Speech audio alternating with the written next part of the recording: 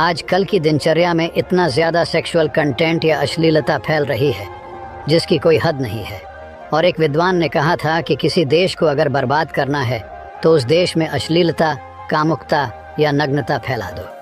वो देश एकदम तो बर्बाद नहीं होगा, लेकिन वो धीरे धीरे अंदर ही अंदर खोखला और बर्बाद होता चला जाएगा। तो चलिए चलते हैं गौतम बुद्ध के उन उपदेश की तरफ जो हमें कामुकता तथा गंदी क्रियाएं नहीं करने में हमारी मदद करेगी। एक बार एक व्यक्ति एक बौद्ध भिक्षु से कहता है, मुनिवर, मैं किसी भी औरत के बारे में गंदे गंदे विचार सोचने की आदत से बहुत परेशान हूँ।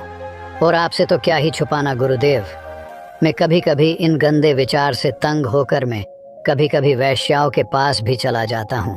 और तो और महात्मा, मुझे हस्त मैथुन की आदत ने भी जकड़ लिया है। मैं इन गंदी क्रियाओं को करके मुझे अपने आप पर बहुत ही ज़्यादा घिन आती है और इन क्रियाओं को करके मुझे आत्महत्या करने का भी मन करता है। गुरुदेव, मैं क्या करूं? अब आप ही बताइए। और इन गंदे विचार से मुक्त होने के लिए कृपया आप कोई ना कोई समाधान बताएं। बौद्ध भिक्षु ने कहा, नहीं, तुम गंदे विचार सोचने की आदत से परेशान नहीं हो, बल्कि तुम इस बात से परेशान हो कि तुम्हारे मन में ना चाहते हुए भी वो सारे गंदे विचार चलते रहते हैं जिनके बारे में तुम सोचना नहीं चाहते। अगर किसी व्यक्ति के मन में लगातार अच्छे विचार आ रहे हैं तो वो कभी नहीं कहेगा कि मैं ज़्यादा सोचने की आदत से परेशान हूँ, बल्कि वो कहेगा कि मैं तो चिंतन या भविष्य की योजना बना रहा हूँ। चिंता और चिंतन में यही फ़र्क होता है कि चिंता के समय व्यक्ति के मन में वो एक ही प्रकार का विचार बार बार चलता रहता है जिसके बारे में वो बिल्कुल सोचना नहीं चाहता। लेकिन चिंतन के समय व्यक्ति के मन में अच्छे और सकारात्मक विचारों की एक लयबद्ध प्रक्रिया बन जाती है जो उसे अंदर से आनंद से भर देती है। तो चिंता और चिंतन दोनों अवस्थाओं में व्यक्ति के मन में विचार ही चलते हैं, लेकिन गंदे विचार की अवस्था में व्यक्ति के मन को डर और पीड़ा से भर देती है।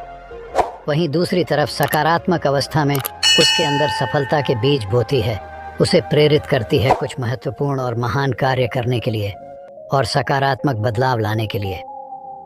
तो तुम्हारी समस्या मन में बहुत सारे विचारों का चलना नहीं, बल्कि कुछ गंदे और अनचाहे विचारों का बार बार चलना है। व्यक्ति ने कहा, मुनिवर, लेकिन यह कैसे पहचाना जाए कि कौन से विचार अच्छे हैं और कौन से विचार बुरे? भिक्षु ने कहा, बुरे विचार वो है जो हमें सुख और आनंद का अनुभव तो देते हैं, लेकिन उनका परिणाम हमेशा दुखदायी होता है। और अच्छे विचार वो है जो हमारे अंदर बदलाव लाएं, हमें प्रेरित करें अपनी परिस्थितियां बदलने के लिए और सफलता तथा लक्ष्य पाने के लिए। हालांकि शुरुआत में अच्छे विचारों पर काबू करना मुश्किल होता है, लेकिन उनका परिणाम हमेशा सुखद ही होता है।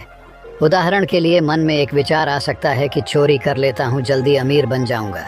शुरुआत में तो ये विचार सुखद लग सकता है, लेकिन इस विचार के कार्य का परिणाम कितना बुरा हो सकता है ये हम सोच भी नहीं सकते। दूसरा विचार हो सकता है कि मैं खुद के शरीर को स्वस्थ और निरोगी रखने के लिए व्यायाम और प्राणायाम को अपने जीवन का हिस्सा बनाऊंगा। अब इस विचार को वास्तविक बनाने के लिए तुम्हें कर्म तो करना ही पड़ेगा, क्योंकि बिना कर्म किए अच्छा से अच्छा विचार भी किसी काम का नहीं होता है। अब समझने वाली बात यह है कि लगातार अपना कर्म करने से हमें सुख और आनंद मिले ना मिले, लेकिन कर्म न करने से होने वाली पीड़ा, पश्चाताप और दुख से हम नहीं बच सकते हैं। बौद्ध भिक्षु ने आगे कहा, आज मैं तुम्हें गौतम बुद्ध की शिक्षाओं और उनके जीवन से 5 ऐसी बातें बताने जा रहा हूँ जिनका पालन करके तुम अपने गंदे विचारों को शुद्ध रख सकते हो, अपने मन को शांत और निर्मल रख सकते हो। भिक्षु ने कहना शुरू किया, पहली बात, अपने शरीर को हमेशा साफ सुथरा रखें। हमारे शरीर और मन के बीच एक गहरा संबंध होता है। हम अपने शरीर को जैसा रखेंगे, हमारे विचार भी वैसे ही होते चले जाएंगे। शरीर को साफ सुथरा रखना भी एक विशेष आदत है जो हमें सैकड़ों की भीड़ में भी दूसरों से अलग बनाता है। सिर के बाल से लेकर पैर के नाखून तक हमारा शरीर एकदम साफ रहना चाहिए। उसमें से सुगंध आनी चाहिए, और अगर सुगंध नहीं आ रही तो कम से कम बदबू तो नहीं आनी चाहिए, क्योंकि कचरे के ढेर में कचरा ही फेंका जाता है, फूल नहीं। इसीलिए अगर आप अपने बाहरी शरीर को बुरी तरह अस्त व्यस्त और गंदा रखेंगे तो हमारे अंदर विचार भी गंदे ही आएंगे, और अगर बाहरी शरीर को आकर्षक और साफ सुथरा रखेंगे तो विचार भी अच्छे ही आएंगे। यानी ऐसा भोजन जो सीधे प्रकृति से प्राप्त होता है, क्योंकि उसमें जीवन होता है, क्योंकि ऐसा भोजन आसानी से पच भी जाता है और शरीर में किसी प्रकार की गंदगी भी जमा नहीं करता। और उसमें ऊर्जा भी अधिक होती है। दूसरी बात, भोजन को हमेशा उचित मात्रा में ही लेना चाहिए। चाहे भोजन कितना ही स्वादिष्ट और मज़ेदार क्यों ना हो, लेकिन कभी भी अधिक मात्रा में भोजन नहीं करना चाहिए, क्योंकि तुम अधिक मात्रा में भोजन करोगे तो तुम्हें आलस्य और अत्यधिक नींद आएगी और तुम्हारा मन कार्य करने में नहीं लगेगा।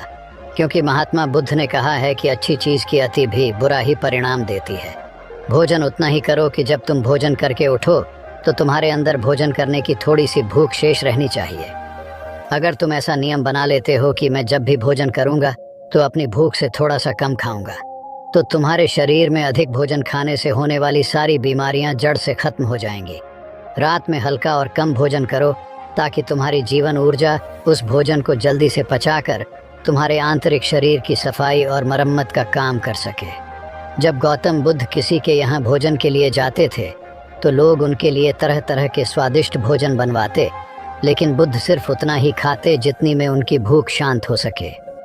बुद्ध अपने शिष्यों को भी यही सिखाते थे कि भोजन पेट भरने के लिए करना चाहिए, न कि मन भरने के लिए।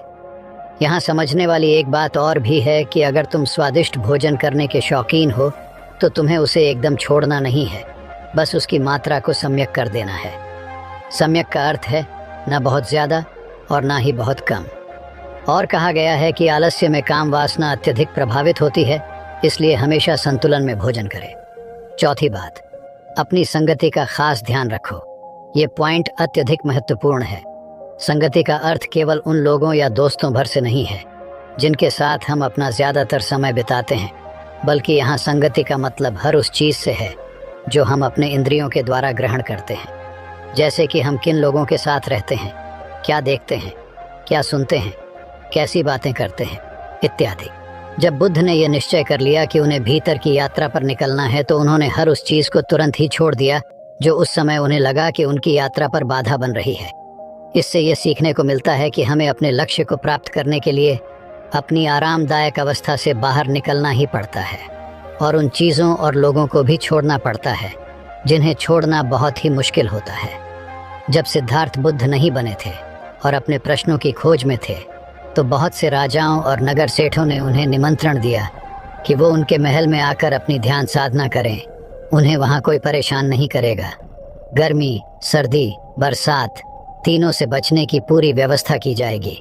लेकिन सिद्धार्थ ने उन सबको मना कर दिया क्योंकि वो जानते थे कि उनकी यात्रा भीतर की है और वो किसी ऐसे व्यक्ति की संगति करके अपनी यात्रा पूरी नहीं कर सकते थे जो बाहर की यात्रा में ही व्यस्त हो।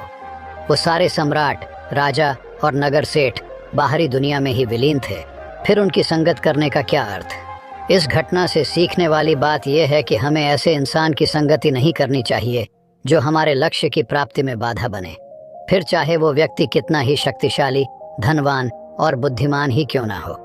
आगे चलकर सिद्धार्थ ने अपने गुरुओं को भी छोड़ा जब उन्हें यह लगने लगा कि उनकी संगति उनकी यात्रा में बाधा बन रही है। यहाँ एक और बात सीखने वाली ये है कि यह ज़रूरी नहीं कि कल जो संगति हमारे लिए अच्छी थी वो आज भी हमारे लिए अच्छी ही है। समय और लक्ष्य के अनुसार संगति को बदलना आवश्यक हो जाता है। अपने प्रश्नों के उत्तर खोजने की यात्रा के दौरान सिद्धार्थ का ज़्यादातर समय केवल उन लोगों के साथ ही बीता जो उनकी इस यात्रा में उनके सहायक रहे। भिक्षु ने आगे कहा, पांचवी बात, जो भी सीखा है उसे अपने अभ्यास में लाओ। तुमने ध्यान साधना के बारे में सुन लिया, लेकिन अगर तुमने उसे अपने जीवन में उतारा नहीं, यानी ध्यान किया ही नहीं, तो फिर सुनने का क्या लाभ। अच्छा, देखने और सुनने के बाद भी लोगों की ज़िंदगी में बदलाव न आने का यही एकमात्र कारण है कि लोग अच्छा देखते और सुनते तो है, लेकिन वह उसे अपने जीवन में अनुसरण या अपनाते नहीं हैं और फिर शिकायत करते रहते हैं कि ज़िंदगी में बदलाव नहीं आ रहा। इसीलिए जो भी अच्छी संगति में सीखा है उसे अपनी ज़िंदगी में उतारो भी। गौतम बुद्ध की है सबसे बड़ी खासियत थी कि अपने ज्ञान की खोज के दौरान उनके गुरु उन्हें जो भी सिखाते वो तुरंत ही उस पर काम करना शुरू कर देते। वो कभी भी आज का काम कल पर नहीं टालते थे। इससे उन्हें तुरंत ही यह पता चल जाता कि कौन सी चीज़ काम की है और कौन सी नहीं। इसलिए जो भी अच्छा सीखा है उसे अपने दैनिक जीवन में लाओ। एक बात और, कुछ लोग काम वासना के विचार को गलत समझते हैं, लेकिन काम वासना का विचार आना गलत नहीं है जब तक कि तुम उसे अति में न सोचने लगो।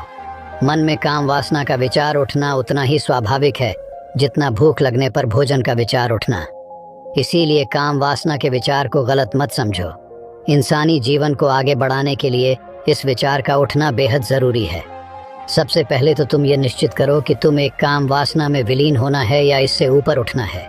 अगर विलीन होना है तो पूरे होश के साथ विलीन हो, इसे पूरा अनुभव करो।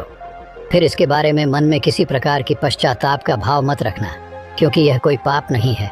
और अगर तुम्हारा लक्ष्य इससे ऊपर उठना है तो फिर सीखो कि कैसे काम वासना से ऊपर उठा जा सकता है।